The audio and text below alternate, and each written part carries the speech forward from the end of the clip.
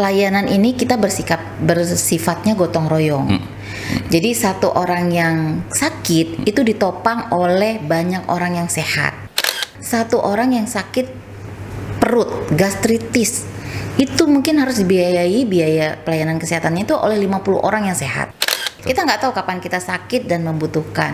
Nah, tentunya kita harus mempersiapkan bahwa ketika kita nantinya terkena musibah, kita sudah punya backup untuk kita tidak jatuh miskin pada saat kita sakit. Betul. Gitu. Ya. Kalau kita nggak bayar premi, orang lain yang sakit, yang memang butuh biaya besar, nggak punya biaya untuk dibayarkan. Kami ini kan asuransi sosial. Asuransi sosial itu tentunya kan preminya itu adalah premi sosial. Tapi pelayanannya komersial.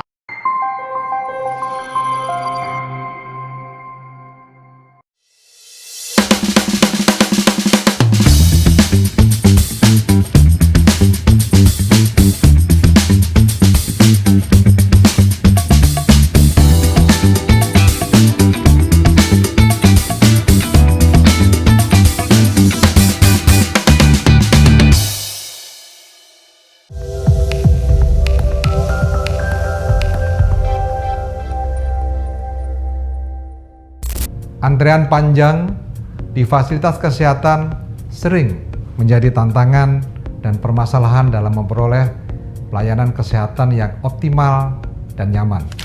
Menjawab permasalahan ini, BPJS Kesehatan telah menghadirkan solusi berbasis digital untuk meningkatkan kenyamanan dan efisiensi layanan bagi seluruh peserta JKN. Fitur antrian online pada aplikasi mobile JKN adalah solusi untuk menyelesaikan permasalahan antrean layanan di fasilitas kesehatan.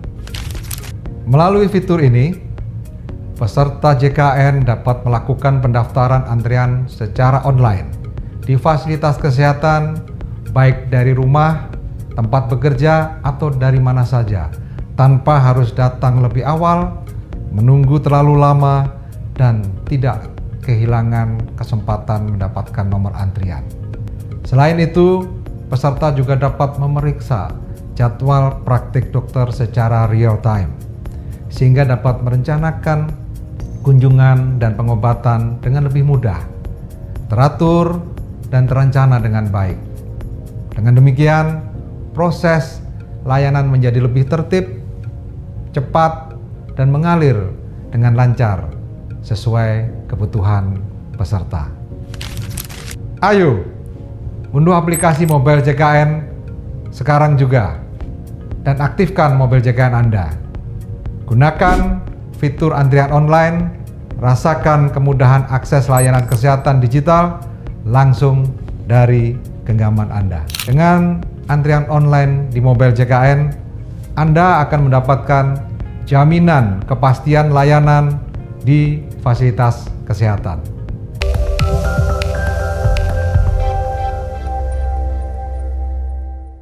Sahabat IPOL, tadi Ibu Desi sudah menjelaskan bagaimana kesiapan SDM dan infrastruktur ya Bu ya dari BPJS Kesehatan untuk mengantisipasi layanan lonjakan jumlah pasien yang banyak. Tadi Bu Desi juga sudah menyinggung tentang FKTP, bahwasanya nggak hanya puskesmas, tapi juga klinik-klinik Pratama, dokter gigi segala macam bisa tuh ya diserbu sama peserta ya. Iya, bisa. Tapi yang menarik nih Bu, kalau Ibu lihat nih BPJS Kesehatan melihat untuk fasilitas kesehatan yang tingkat lebih tinggi seperti rumah sakit, apa yang perlu mereka siapkan nih terkait dengan lonjakan banyaknya pasien? Ya, jadi memang trennya sejak selesai COVID itu memang trennya meningkatnya jauh lebih tinggi dibandingkan sebelum COVID justru. Karena kan kita memang melihat juga gaya hidup kita juga berbeda loh setelah COVID gitu ya. Betul. Kalau tadinya kita banyak gerak karena sebelumnya di COVID kita jadi kaum rebahan gitu ya, yang mager gitu. Kemudian juga fasilitas-fasilitas banyak diberikan setelah kita COVID gitu, jadi banyak aplikasi online yang kita bisa memesan makanan gitu ya. Untuk olahraga aja kita bisa di rumah cuma buka YouTube misalnya gitu. Kalau dulu kan harus ke tempat gym gitu. Nah, jadi memang terjadi pergeseran untuk jumlah peserta yang sakit yang dialami peserta itu juga terjadi perbedaan. Jadi kalau dulu mungkin orang berobat kalau udah sakit parah banget baru mereka mau berobat. Atau kalau dulu kan banyaknya orang-orang tua yang memang sudah terjadi penurunan daya tahan tubuh gitu ya. Nah kalau sekarang itu justru anak-anak muda, anak-anak yang umurnya masih remaja gitu ya, yang sudah mengalami penyakit kronis. Kalau dulu itu kan sakit kronis itu orang tua gitu ya, DE, diabetes mellitus, jantung, ginjal, itu orang-orang yang memang sudah faktor penurunan kesehatan gitu ya. Kalau sekarang itu anak-anak kecil, remaja, orang yang berumur produktif itu justru sudah mengalami penyakit kronis. Jadi kita sekarang itu kayak nggak heran lagi loh lihat ada anak umur atau misalnya orang yang baru berumur 30 tapi udah kena stroke. Udah punya penyakit jantung, udah operasi jantung, atau misalnya umur anak-anak masih 15-16 tahun sudah cuci darah. Cuci darah itu banyak Bu terjadi Bu. Iya, karena pernah pergeseran itu gaya hidup, gaya apa makan segala macam ya. Iya, nah jadi kan makanya kami juga tadi dengan lonjakan dari banyaknya peserta yang datang, kami kan juga harus menyiapkan vaskes. Nah tadi yang saya sampaikan bahwa yuk kita daftarnya itu lewat antrian online supaya peserta itu nggak perlu datang pagi-pagi banget onsite ke rumah sakit untuk daftar. Tapi mereka sudah daftar dari rumah, sudah tahu mereka dapat nomor berapa. Nah, di situ juga sudah disampaikan estimasi waktu layanannya, sehingga mereka perlu datang ke vaskes itu cukup 1 jam sebelum estimasi waktu layanannya mereka. Jadi mereka nggak akan numpuk di rumah sakit, nggak akan nunggunya lama, gitu. Nah, jadi kami berupaya bagaimana vaskes-vaskes kami juga siap untuk menjalankan ini. Jadi kami sering melakukan monef, ondes langsung ke lapangan, kita ketemu langsung mencari apa nih permasalahannya. Karena kan setiap vaskes itu mereka pasti punya alur dan kebijakan masing-masing nih Om Arief gitu. Jadi nggak mungkin di vaskes A permasalahannya ini, di vaskes B permasalahannya sama, tapi cara penyelesaiannya belum bisa tentu berbeda sama. Ya. Ya gitu. Karena kan tadi kebijakan dan alur layanannya beda-beda. Mungkin juga permasalahannya beda, sehingga kita harus menemukan solusinya yang berbeda. Yang penting dari vaskes mereka menyadari ada permasalahan dan mau mencari solusinya apa. Nah kami sekarang ini lebih intens bekerja sama dengan mitra kami bagaimana menemukan permasalahan sehingga akhirnya peningkatan mutu layanan kepada peserta bisa kita jalani. Luar biasa ya. Kalau BPJS Kesehatan sendiri di rumah sakit tipe C, B atau A itu dan mungkin D ya, ada nggak sih Bu petugasnya di sana Bu? Jadi kami itu di setiap rumah sakit yang bekerja sama dengan kami, kami akan menempelkan poster petugas BPJS 1. Maksudnya apa tuh BPJS 1? BPJS 1 itu adalah BPJS siap membantu. Nah, jadi karena memang kami SDM-nya juga terbatas. Jadi kadang-kadang satu petugas BPJS 1 tersebut memegang beberapa rumah sakit gitu ya. Ada 5 atau 6 rumah sakit. Nah, sehingga mereka di poster itu tuh ada gambarnya 2 orang.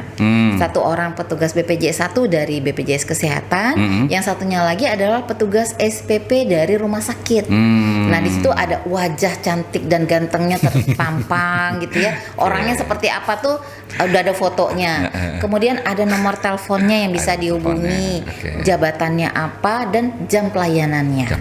Ya, nah jadi kalau misalnya peserta datang ke vaskes kami menemukan kesulitan, peserta bisa menghubungi petugas-petugas tersebut. Jadi kalau permasalahan tentang rumah sakit, mungkin bisa nanyanya ke petugas SPP rumah sakit. Tapi kalau misalnya mau nanya tentang kebijakan, tentang JKN-nya, mungkin bisa menghubunginya petugas BPJS 1.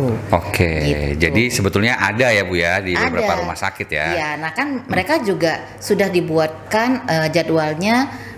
Tanggal berapa mereka datang, karena kan petugas BPJS 1 kami itu selain melakukan sibling yaitu supervisi dan melihat langsung ke vaskes setiap bulannya, petugas BPJS 1 kami juga melakukan customer visit ke peserta. Jadi mereka langsung nanya ke peserta bagaimana fasilitas pelayanan di vaskes tersebut, bagaimana tanggapan mereka tentang pelayanannya, apa yang mau disampaikan untuk perbaikan. Jadi minta feedback juga ya dari petugas ya. Wah itu jadi luar kan, biasa. supaya kita tahu nih, kadang-kadang kita menyiapkan dari A sampai Z, padahal ternyata peserta cuma minta A aja. Jadi kan kita tidak perlu mengeluarkan effort yang besar untuk menyelesaikan semua, padahal yang dimau peserta cuma ini loh gitu.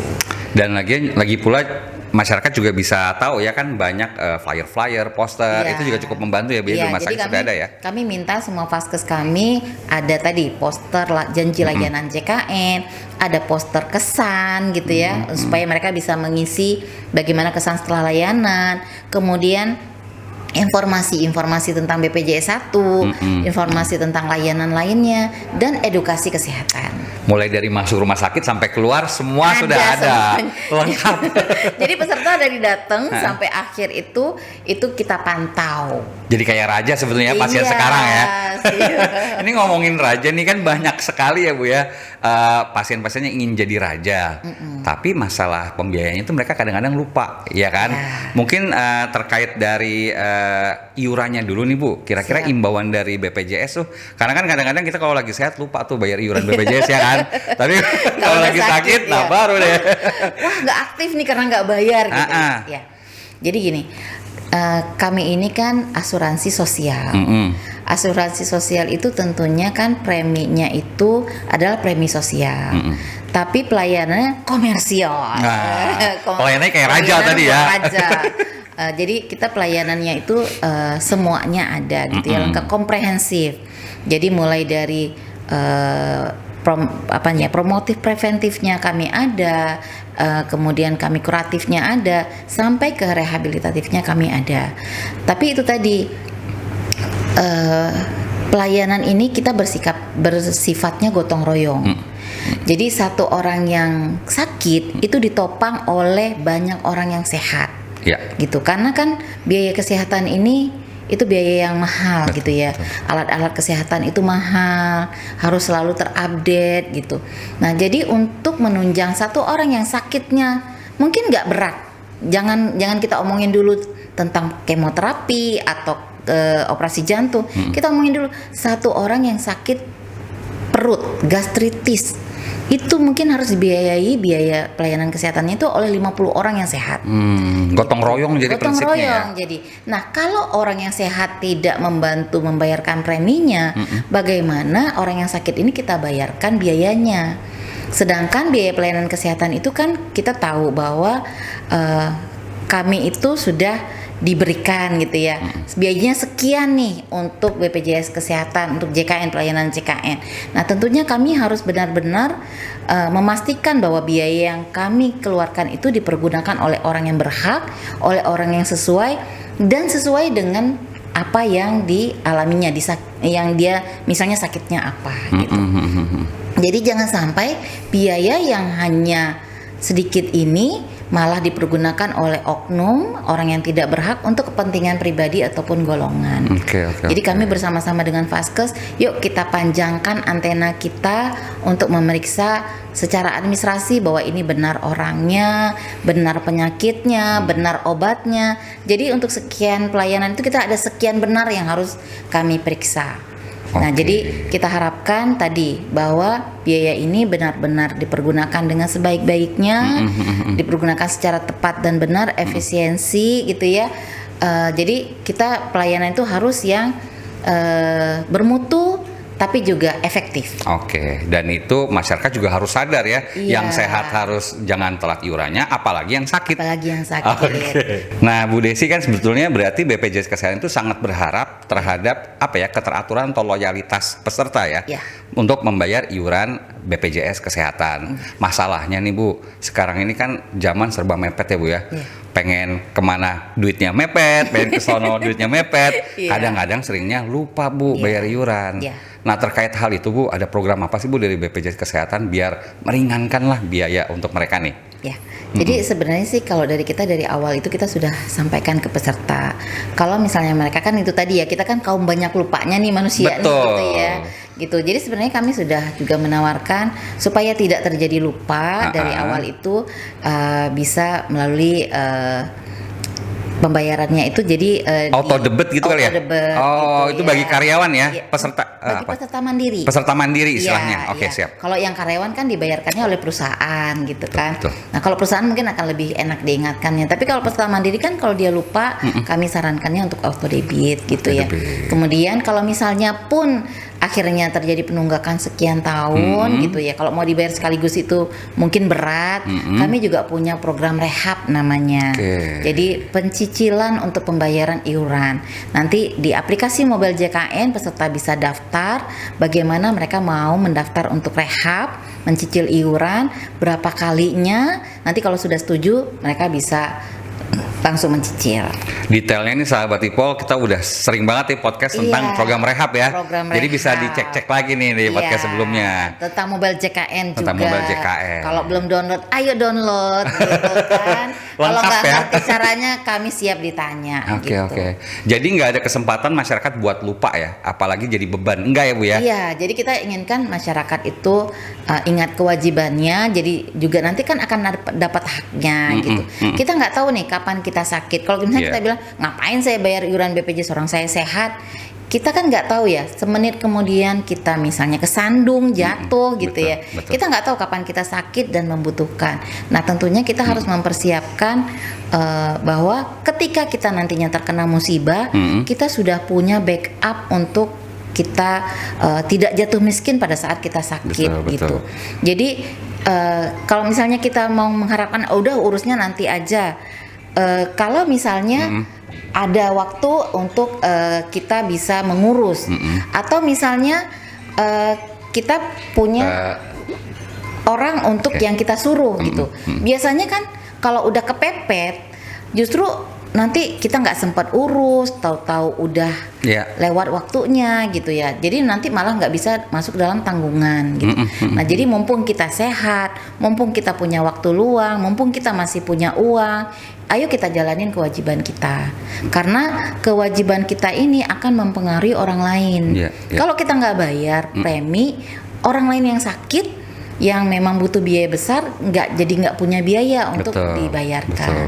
Nggak usah jauh-jauh Bu ya, ketika orang tua kita sakit, Iya. anak kita sakit, pasangan kita sakit, kan tentunya itu sangat bergantung dari iuran orang yang sehat, Iya, dan dalam hal ini betul. diri kita yang sehat. Iya. Jadi jangan sampai lupa nih sahabat Ipol ya. Iya gitu. Oke, Bu, ini kalau terkait dengan rehab tadi sudah ya kan. Kemudian kalau ini Bu, kan sekarang banyak pasien yang datang ke rumah sakit, tentu terjadi lonjakan lah ya biaya Ya. klaim-klaim. Kira-kira BPJS Kesehatan apa sih Bu antisipasinya atau persiapannya? Ya, tentunya kalau kami tadi untuk klaim itu kan kalau memang sudah diberikan pelayanan, tentu kami harus bertugas untuk membayar gitu ya. Tapi sebelumnya tentu yang tadi saya sampaikan bahwa kami harus memastikan bahwa uang yang kami pergunakan untuk membayar tadi sudah dipergunakan oleh orang yang berhak, yang sesuai, kemudian yang diklaimkan pun sesuai.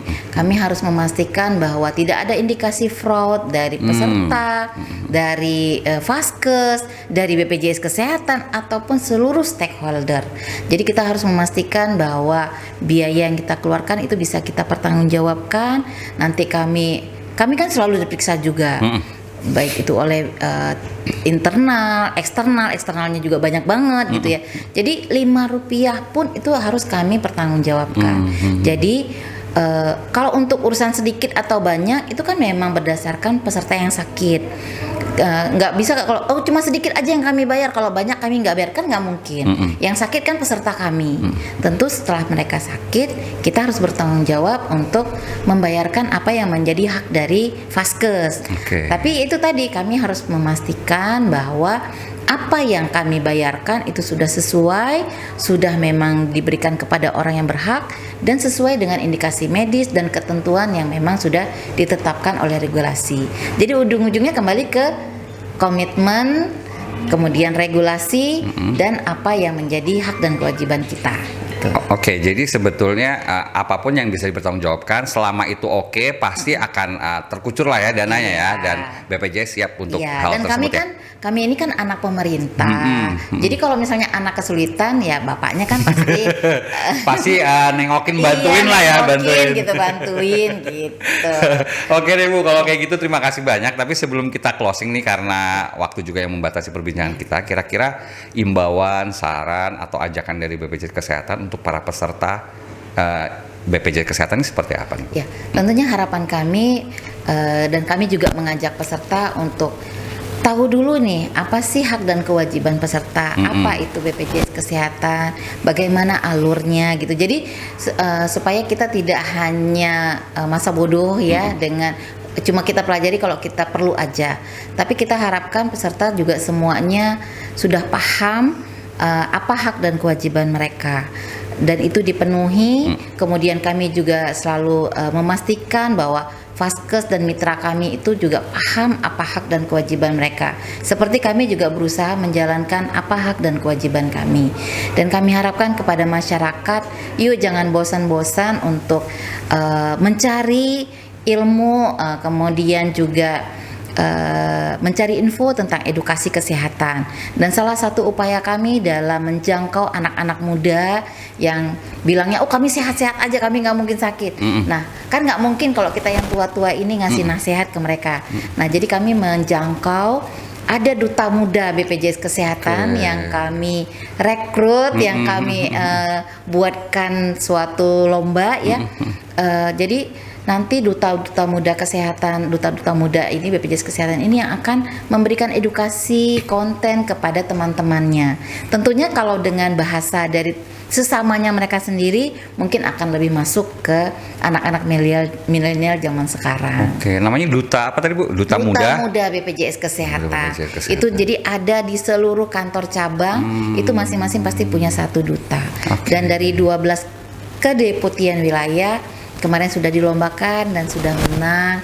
Ada salah satu dari Kepwil 12 dari Irian Jaya yang menang. Papua gitu. Ya, Irian Jaya luar biasa jadi ya.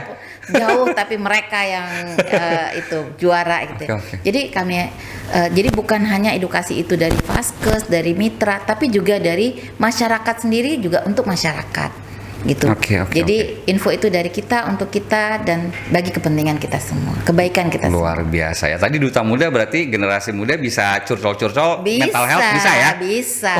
Gimana caranya supaya kaum strawberry ini generasi strawberry ya? Generasi strawberry ini bisa manfaatnya itu bisa jadi cake strawberry. Jadi bisa jadi pie strawberry ya. Jadi bermanfaat, tetap sehat di luar dan di dalam juga aman. Ya, gitu. Terima kasih Bu Desi nih udah ngobrol-ngobrol banyak. Mudah-mudahan bermanfaat bagi masyarakat ya. Insya Allah bermanfaat. Kapan-kapan kita mampir lagi dong ya. Siap. Boleh ya. Iya, baik. Demikian sahabat Ipol, bincang kita kali ini semoga bermanfaat dan menambah wawasan. Jangan lupa untuk subscribe, like, share dan komen YouTube Sipol, dan jangan lupa pesan Bang Ipol. Investasi materi memang penting, tapi investasi leher ke atas jauh lebih penting dan cerdas. Siap. Akhirnya saya Timur Arif dan Ibu Erna Widarti pamit undur diri. Salam sehat selalu dan wassalam. Ya, assalamualaikum warahmatullahi wabarakatuh.